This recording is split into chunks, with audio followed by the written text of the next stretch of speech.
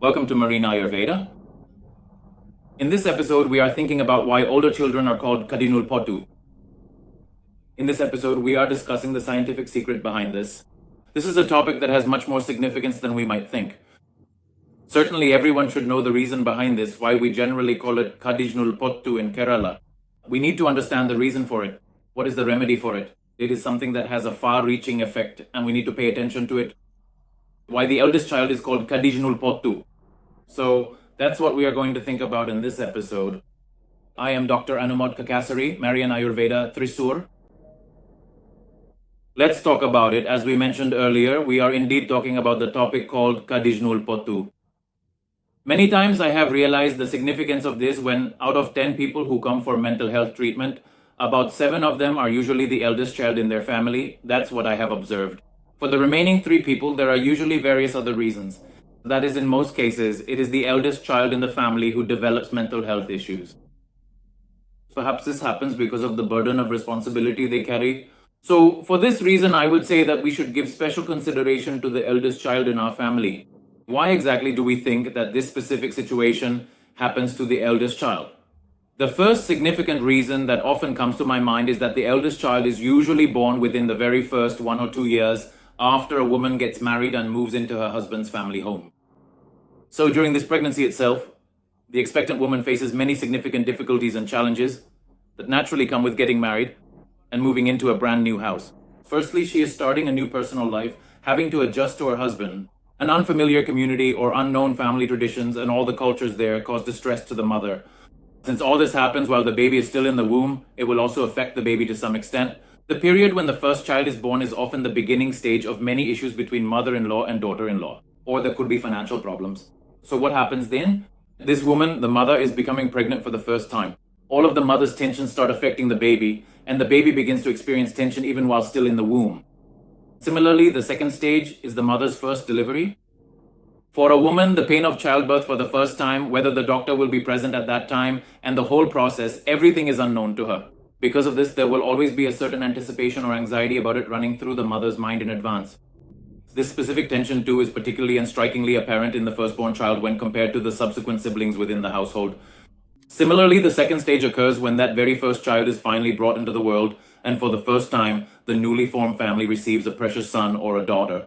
There is great joy in the father, mother, grandfather, and grandmother. The child is born into this happiness, feeling that everyone wants me. As I mentioned earlier in the episodes, the fundamental feeling a child should grow up with is the psychological aspect that everyone likes me, that I am good. At this time, when the elder child is born, everyone pampers and dotes on them.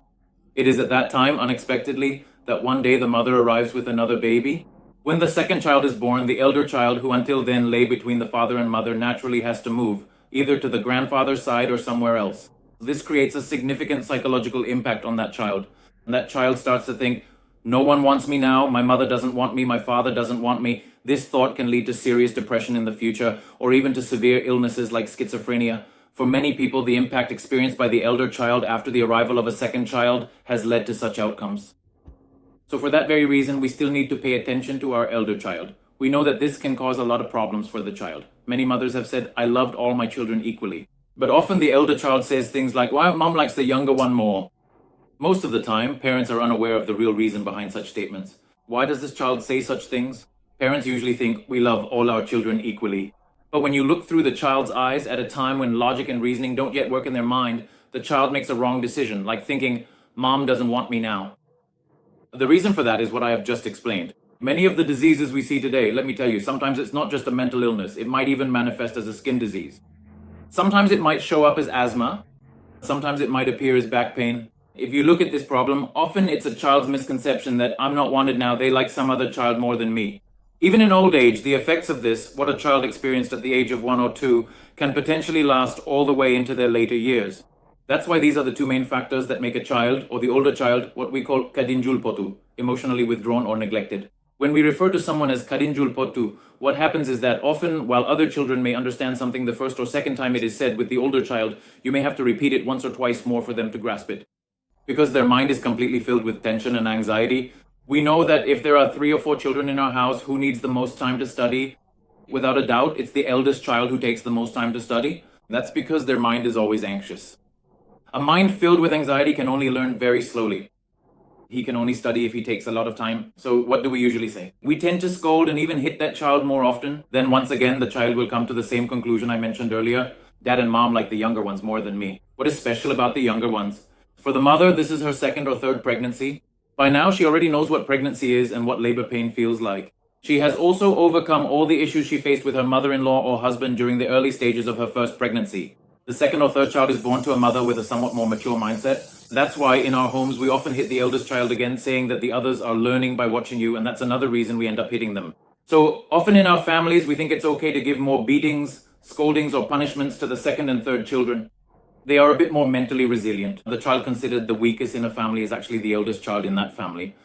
That's why we should pay special attention to protecting the eldest child more, loving them more, and showing extra care to help clear any misunderstandings in their mind. Otherwise, there is a high possibility that a large number of children and many people in society will end up with these kinds of mental issues. That's why this is very important information. Now, if we think practically about what we can do, once the second child is born, you should keep the older child close and make them feel that they are still important to you. Even if you have to set the second child aside for a while, that's okay. Even when they are sleeping, make sure to reassure the older child that they are still important to you so that they don't feel neglected. Otherwise, when a second child is born, older children tend to show certain behaviors. They might poke the baby's eyes, poke their legs, or pull their hands. These are signs of distress. There will be a certain discomfort when another baby is lying next to the mother. For this, we often give harsh punishments, make them sleep separately, and do such things, but we need to realize that the child's mind is being hurt by this. So even when a second child is born, if we try to protect and support the older child, we can actually save many children who might otherwise develop mental health issues. We can avoid some of the factors we mentioned earlier. Many of the problems that arise from the first delivery will still be present in that child. No matter how much care we take, these mentioned problems will still be present in the child. But if we pay attention in this way, we can raise the elder child without many injuries or mental difficulties. Let's meet again with another useful episode like this. Thank you.